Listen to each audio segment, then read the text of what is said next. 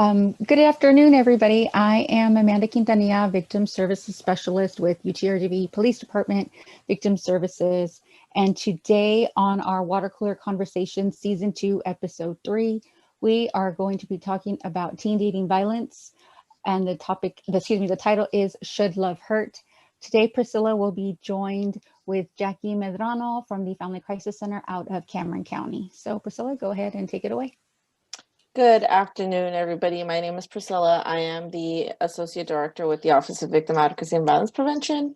And of course, like Amanda said, today's topic is teen dating violence, in which we so happen to name it Should Love Hurt. I'm sorry. Like Amanda mentioned, today's co-host presenter is Jackie from Family Crisis Center. Jackie, you want to introduce yourself? Sure. First off, thank you all for inviting us again, right? We're always grateful for having the opportunity to be able to just spread that awareness. My name is Jacqueline Medrano. I am the community educator for the Family Crisis Center. And at the Family Crisis Center, we dedicate to helping victims of domestic violence and sexual assault. Our services are free and confidential. Wanted to add that in there.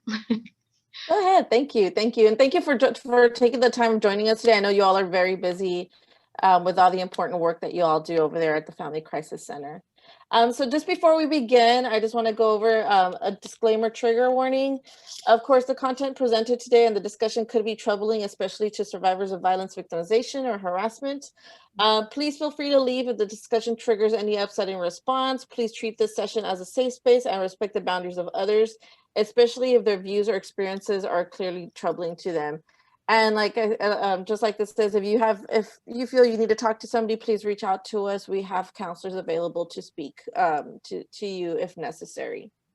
And of course, just to go over our objectives for this meeting, we of course want to gain an understanding of teen dating violence. We want to identify those who are affected by teen dating violence, and of course, identify those collaborators and those resources, not just in our campus community, but in our community as a whole as well. So let's get started, Jackie. Would you mind telling us what is teen dating violence? Well, teen dating violence is actually, it's a form of, a different form of intimate dating violence or domestic violence. It affects more of a younger age group, so anywhere from preteen, teen to young adult. So we're looking at ages 13 to 19. And this is this very similar, if we were to look at it in an aspect of domestic violence, power and control, right? The abuser having that power and control over the victim.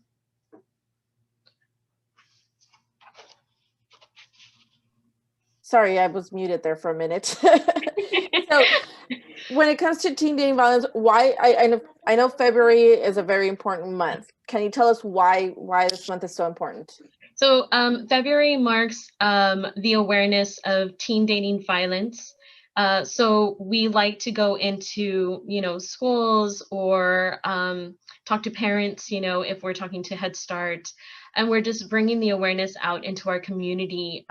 February being the month of love, right? So we're seeing everybody, in their honeymoon stages, but we know that the reality is that there is abuse out there, and it does happen to teens. They do get in these relationships. So it's very important that our community be aware, those who are around teenagers, especially parents, teachers, administration. Yes. And so I know you mentioned, family violence, teen dating violence. What's the difference? What's the difference between the two? And what are some important red flags that we should be aware of that people should know about these things? So if we look into teen dating violence, we're definitely looking into an age group, right? So that's going to be, like I said, the preteens, the teens, up to young adults, those who are freshmen in college but the difference between teen dating violence and domestic violence or family violence is that these teens are not dependent on the abuser majority of the time, right? They're living at home with parents or guardians. So there is a difference right there. to where there is that separation moment, right? One's going home to their family, the other one's going home to their other family. And so there's a larger opportunity for there to kind of break away from that violent relationship. Some of the red flags to look for is definitely jealousy, right? We're seeing this in domestic violence or family violence, the jealousy of others towards, or even towards their partner. So that's where a lot of like put downs will come in. You know, you're fat, you're ugly. So feeling worthless, right, because of the insecurity that the abuser has. The abuser can be male or female. You know, that's something that's important in all types of abuse or violent home or violent relationships, is that it could be male or female. And another type of red flag is going to be invasion of privacy. Right now, social media, I know we'll go into that, but social media being a huge part of that, having the control, where are you at, who you with, these are questions to put a red flag towards. If they're asking constantly, where are you at, who you with, you can't wear that, you can't go out with them, I don't want you to go with your family, I want you to stay at home so that I know that you're safe, right? So just little hints and clues. Controlling tendencies, we're going to look at explosive temper or unusual moodiness. One minute they're happy-go-lucky, and the next minute they're going to flip and be, you know, really aggressive. Something else, falsely accusing the victim of things. You're cheating on me, right? That's a huge one.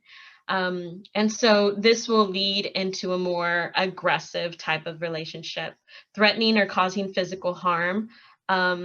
If the victim is trying to leave the relationship, the abuser will use tactics, you know, harsh arm gripping, or maybe, you know, a shoving, you're not leaving me, or threatening, right? If you leave me, I'll kill you, I'll kill your family, or I'll kill myself, right? So a lot of these are going to be like huge red flags to where the partner should realize that they are in an abusive relationship. Or even family members, parents, you know, who are hearing this over the phone or seeing a difference in their children. They were really bubbly at one time, and then now they've been isolating themselves. You know, what caused that? Or even like suicidal tendencies. You know, all these are going to be red flags for both parents and for the victim. Even if we're doing pressuring victim into unwanted sexual activity, you know, the lack of that disrespect and not respecting the other partner's boundaries, you know. So these are things for us to be aware of.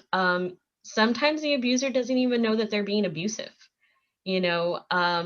We'll go into school settings, you know, and kind of bring this awareness out there, informational boost. We try to give them, you know, our information. And when we start giving these red flags and we start telling them, you know, they're constantly texting you, or they want to see, you know, what's on your phone, who you texting, who you calling, who's calling you, let me have your password. They'll start to like automatically, oh, that's your boyfriend, oh, that's your girlfriend, oh, your girlfriend will never let you go anywhere without it, you know, without her knowing where you're going. So they don't even realize that they're in an abusive relationship. They think that it's normal. So I'll stop there because I know there's so much more that we could discuss on that. I mean, that's a lot of great information that you're Yeah. sharing, and it's always just so like, wow, but at the same time, it's interesting how you say that the students themselves are looking at each other and pointing out, hey, that's your boyfriend, that's your girlfriend, that's who you're talking to. So that's interesting. So what is it? And I know you mentioned some of these red flags about why, but what are some of the other reasons that that why do they stay, one? Okay. And when you say teenager or teen dating violence, is it just like, what's the age group for it? Yeah, so like I said, it can start, you know, preteens. We're seeing them as young as, you know, junior high, you know, middle-aged students or teens, who are going, you know, all full into high school, roughly into, you know, college as well. And so we mark it at 19, because that would be like the end of our realization of teens. Yeah. Yeah, and so a lot of the times just very similar to an adult violent relationship, abusive relationship. Fear. Fear is a huge reason as to why teens will stay in a relationship, an abusive relationship. You know, there's different tactics that the abuser has used towards them to manipulate, right? And to make them think either no one's going to love them afterwards, or if they leave, there's threats of violence on them, or they feel, you know, well, they need the other, you know, they need to help the other person out, you know, so they kind of feel like they're going to be the hero in the situation. But that fear is really what keeps them, you know, no one's going to believe me if I come out and I discuss it to them. I'm not even supposed to be in a relationship is a lot of what we hear. You know, if I go and I tell my parents, you know, I'm going to be the one who gets in trouble. And a lot of it is just hiding and, you know, trying to conceal, you know, the abusive relationship. So, you know, it's harder for this age group to step out, and to talk to somebody, you know, because majority of the time they've been isolated as well, just as adults do. So they've lost friends because, you know, the friends don't believe them or don't want to help them out or don't want to see them in this type of relationship, or, you know, they just don't like the boyfriend or the girlfriend. So they start losing their friends, and they have no support system as well. So, you know, we So, see this as an adult as well. so what would you suggest for parents to say, or how important is it for parents or for teachers to bring this topic afloat and to talk to the teenagers or talk to children about these issues?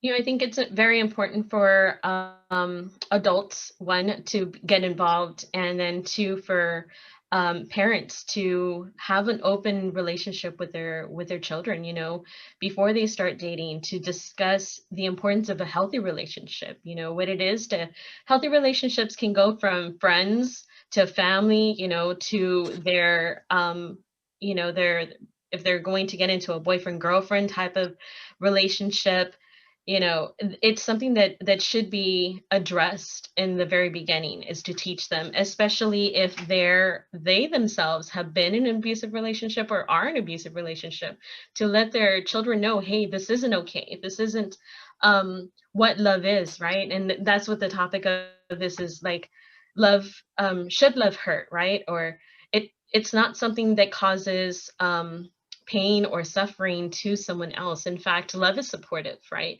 And love is kind, and love is patient, and all this. So if they start to teach this to their children, their mentality will change, and that way they'll realize the difference. And you know, when I do presentations, even to adults, teens or adults, I'll show them that part of that movie Up from Disney, when the older couple, you know, they're that example of what a healthy relationship is. They're supportive, you know, no matter what they go through, they're helping each other out. You know, it's kind, it's caring. And so these are things that teens have to realize at a young age, and that way they can go ahead and have that open mindset of what a good relationship is. So it's, I think, you know, communicating that if teachers or, you know, school administration are out there seeing an abusive relationship happen, be, you know, in front of them, to approach it, you know, to definitely you know, communicate it with the parents of the students. And we know that as our own duty, it's mandated for us to have to report, you know, any type of abuse happening to a minor to CPS. You know, we had a situation where a teen came in with a parent, and the school had reported it, you know, to CPS, that they, you know, had seen the student get physically assaulted by the boyfriend, and so that was something that they felt that needed to be done, and that should be, you know, everybody else as well. Wow, Yeah. very interesting. And I had never thought about the movie Up as being something, as an inspirational, healthy relationship. But thank you for sharing that. Now I'm gonna go look at the movie again and be like, oh my Yeah, yeah. God, goals. Mhm. Hashtag goals. Yeah. Um, so and I know you mentioned friends a little while ago. What can when it gets to that point where it's like, oh, there she goes back, or there he goes back to her, what would you recommend a friend do? Because sometimes I can understand getting frustrated and disappointment that the person doesn't just get up and go, which of course you just mentioned a whole bunch of reasons why they don't do that. So what can a friend do to help support or just to be there for them? One thing I like to tell students when we are out, educating in the community, I tell them call our services. You don't know how to approach it, call us up. We'll give you some advice. We'll help you to be able to confront, right, your friend. But as well is have that open communication, towards the victim, whether female or male, to where you're able to discuss, hey, let's look at some red flags here. Right. I always like to tell them, go on the internet and look up the power and control wheel on Google. Right. And that'll definitely show you signs and maybe hopefully turn on that light that says, that's what's happening in my relationship. Right. And how am I going to now get out of this relationship? And so, in adults, we call it a safety plan. Right. We do a safety plan with adults to try to get out of that abusive relationship. It's the same thing with teens. Try to create a safety plan with them. Who are you going to trust? Who are you going to speak to? Definitely try to get your guardian or parent involved, so that way, if there's any further necessary actions to be taken, you have someone available who's going to help support through that. So friends should definitely not ignore what's going on and kind of just move past it, but in fact be a friend and stick around and try to help through this situation. That support system is really what will help a victim to step out of an abusive relationship. Having the resources as well, like I said, if it's calling our agency, or if it's going to a teacher, or if it's going to a counselor, counselors are a main assistance, through the process. So reaching those main factors and saying, let's just go talk, right? Let's just go and discuss and have a talk. It's going to be your decision after all, but I want you to know that you have someone who cares and who sees, what's going on, and that way you have the support. Great. Well, that's great. It's great information to know. So I know pandemic has affected all adults in a whole different way, and I'm more than sure it's affecting teenagers as well, because I mean, everybody is either being at home for school, at home just to be at home. I mean, they're telling you stay safe and all this stuff. So I'm assuming that teenagers are still dating, even though pandemic is with us. How does have those numbers increased during this pandemic, and how has now social media played an impact with everything going on? Yeah, social media is the key right now to growing numbers in abuse. And you would think like, well, they don't get to see each other or they're not around each other, but words really hurt, right? And so we're seeing a lot of more of violence, teen dating violence through the internet, through these social media platforms. They're using it to their benefit as well. It's sad to say that they're using it for revenge as well. So pictures, photos, we always tell teens, don't send any nudes, don't send anything that's going to eventually come out through the internet, because that's what happens, right?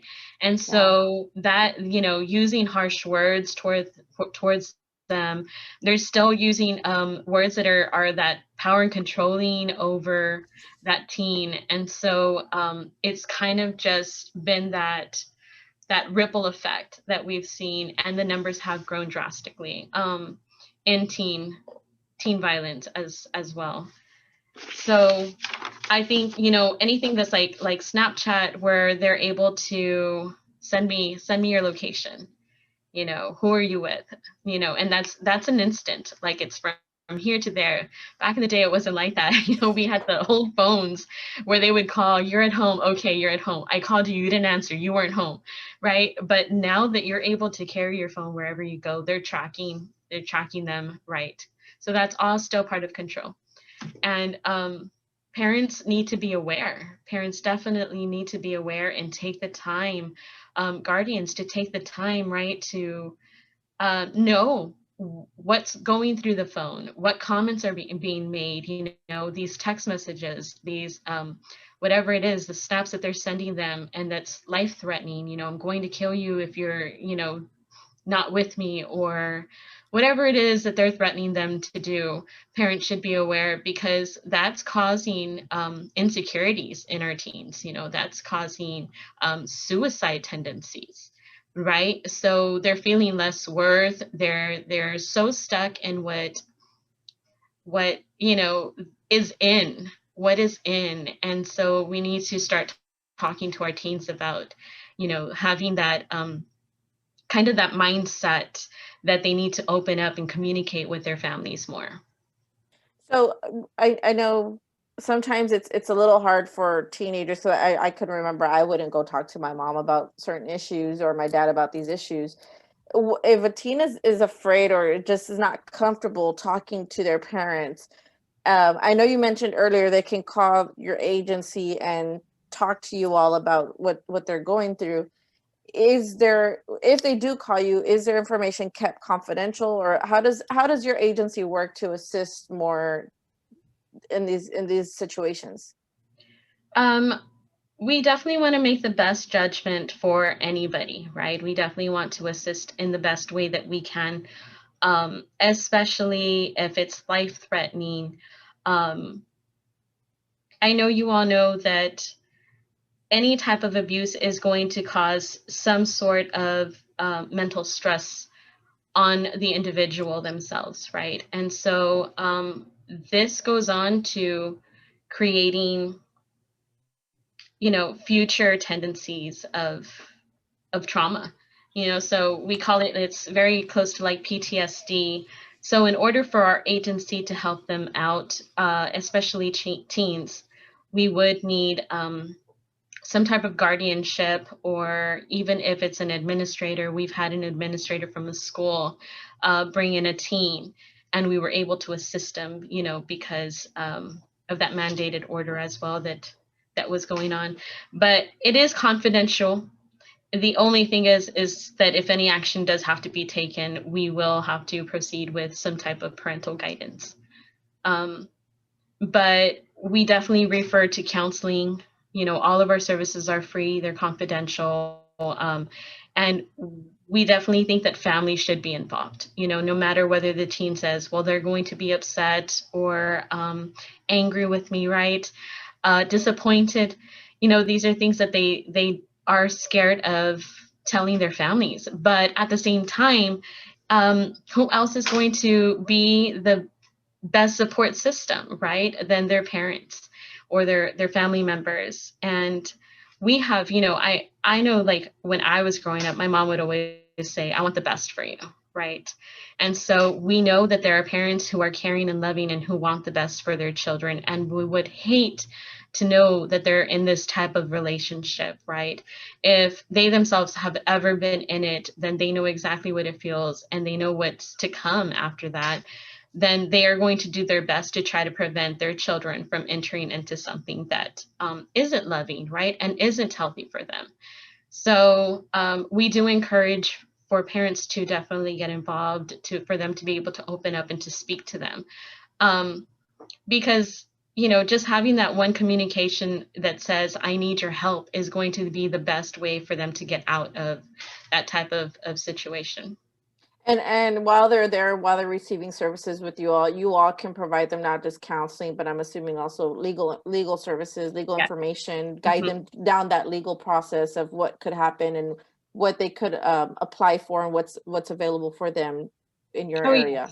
Yes, they go through all of our services. When there'll be an intake, once the advocate is able to assess what services we can provide for them, if law enforcement is needing to get involved, if they're needing to apply for a protective order, right? All these are going to be definitely approached, right, by our advocate. If they're needing some legal assistance, our legal advocate would step in and help them with the procedure. And, we assist in Cameron County and Willacy County. So, the processes are different. But reporting, I always say, is one of the main things. So if there is any type of abuse that is going on, for them to definitely speak out about it, and be sure to report it, so that way there's some sort of paper trail that will help them out. I know in Hidalgo it's very different, and I think that they will assist the teen right away. So, just depending on what county we're specifying in. Mm-hmm. Yeah, and that's very important to know, because we do know law enforcement works very different in every city and every county.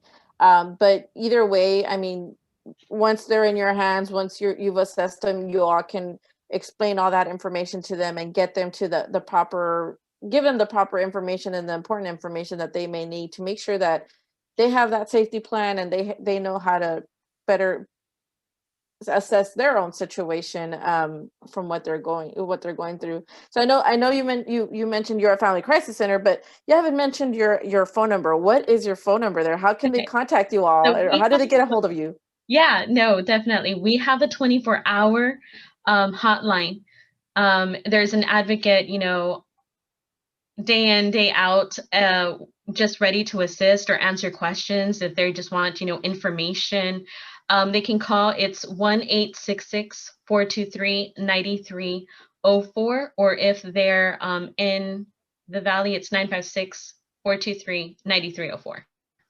Okay, So great. And yes, I know, go no, ahead. go Go ahead. ahead. Go ahead. Go ahead. No, I definitely, and that's what I encourage, whether, you're a teen, preteen, or adult, if you want information to kind of help your teenager, that is something that we can help. We can send out brochures, information that's needed to you, so that way you can have on hand and speak to your children about it. And I know I pulled up some information here, just to reiterate. Of course, you all are there, the first ones. Family Crisis Center. You're located in Harlingen. Of course, you service the Harlingen area, and of course, Willacy County. If you're in the Brownsville area, they have Friendship of Women, and of course, if you're in Hidalgo County, there's Mujeres Unidas. But of course, feel free to call Jackie and ask her questions. She'll be able to direct you, whether you're in Harlingen, Brownsville, McAllen, Edinburgh, wherever you may be. Jackie can direct you to those areas. And then, of course, their number there is 423-9305, right? Am I Yes, correct? that's going to be our office line. Our hotline is 9304. 9304 for the Mhm. hotline. Okay. Yes, for the hotline. And then, of course, other agencies around our county and around our area. We always, one of the main, and Jackie, you can focus on this too. One of the main areas we always tell our teenagers to visit is loveisrespect.org. Yes. Can you talk about that just a little bit in brief? Well, if you go into the website, which is really interesting, if you are trying to get information on that website, it'll actually just prompt you. If you need to exit out, right, it'll quickly exit you out in case of anything. But yes, loveisrespect.org has great information for everybody just concerning teen dating violence. So some of the information that I gave out will be on their website as well. You all can even check out our website. It's at Family Crisis CTR .org, and you can go ahead and check it out. Our Facebook, go on there as well. It's the Family Crisis Center, INC. And like our page, we are constantly posting up information as well. This month, we're focusing on teen dating violence. Last month, we focused on stalking and human trafficking. So just good information, good reads. You can share it with your family, with your friends, right? If you're a teen or young adult and needing any information to share along, there's great info on there. So visit us. Yes, make sure to go out and visit Jackie, whether I know right now we can't visit in person, but visit her over the phone, visit her through social media, through their website. They have a lot of great information, and they're there to assist our community to make sure that you're in a safe place, in a safe location, and making sure you have all this great information. Well, thank you so much, Jackie, for joining us today. We are getting close to the end of our session for today.